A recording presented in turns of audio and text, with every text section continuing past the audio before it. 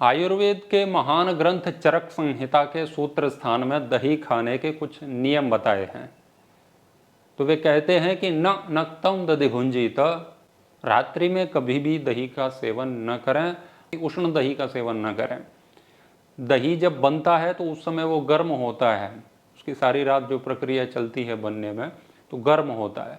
उसमें गर्म होने की उसकी अनुभूति ना हो, उसमें उंगली डालें तो ऐसी स्थिति में जो सामान्य हो जाता है, थोड़ा थोड़ा ठंडा हो जाए, उसके बाद ही उसका सेवन करें। शरद ग्रीष्म वसंतेषु प्रायसो दधिगर्हितम। शरद ऋतु, ग्रीष्म ऋतु और वसंत ऋतु में कभी भी दही का सेवन न करें। तो भारत में 6 ऋतुएं होती हैं, उसमें से 3 ऋतुओं में दही का सेवन करना ठीक है और 3 ऋतुओं में दही का सेवन वर्जित है। वर्षा, हेमंत और शिशिर, इसमें दही का सेवन कर सकते हैं। परंतु इसमें एक बात और कह रहे हैं कि कभी भी दही का निरंतर सेवन न करें। भले ही आप वर्षा ऋतु में दही ले रहे हैं, परंतु आपको निरंतर नहीं उसको लेना है, रोज कंटिन्यू करके नहीं लेना है। सप्ताह में 4 दिन या 5 दिन दही का सेवन करना है।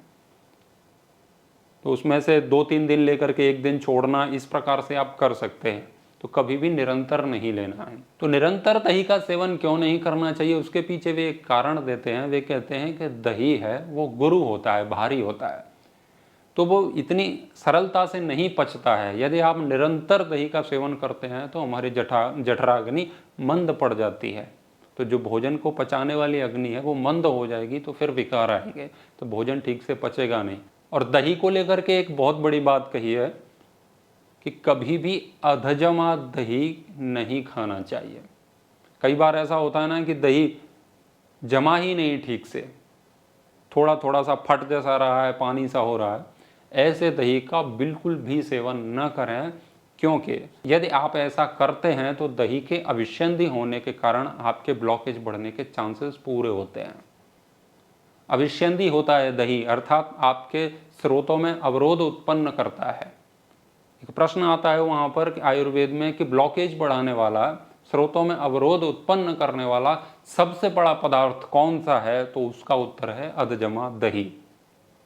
अधजमा दही ब्लॉकेज बढ़ाने का सबसे बड़ा कारण है, इसीलिए कभी भी ऐसे दही को भक्षण न करें, कभी भी उसका ग्रहण न करें। इसी प्रकरण में कहते हैं कि जो दही के सेवन करने की विधियों का पालन नहीं करता, उसके विरोध में जाकर के यदि उसका सेवन करता है तो उसको पीलिया हो सकता है, पांडु रोग हो सकता है, रक्तपित्त हो सकता है, रक्त में विकार आ सकते हैं, खांसी हो सकती है, जुकाम हो सकता है।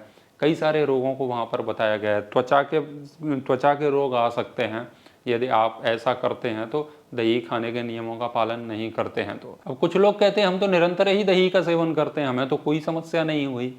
तो इसके लिए आयुर्वेद में एक शब्द आता है ओक सात्म्य। तो जो व्यक्ति निरंतर किसी चीज़ का सेवन करता है तो उसकी बॉडी, उसका शरीर वैसा ही हो जाता है, उसके अनुकूल हो जाता है। वो भोजन है उस शरीर के अनुकूल हो जाता है। लेकिन ये सबके साथ नहीं होता है।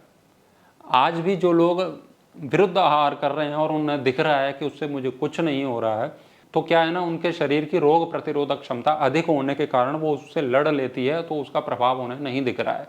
परंतु यदि नियम से पालन करें तो आज जो शरीर की क्षमता उससे लड़ने में लग रही है वो कहीं और लगेगी, उस ऊर्जा का अपव्यय दूसरे स्थान पर होगा, तो अच्छा रहेगा। तो ओक साथ में भी सब चीज़ें नहीं होती और सबके साथ नहीं होती हैं, इस चीज़ का ध्यान रखें।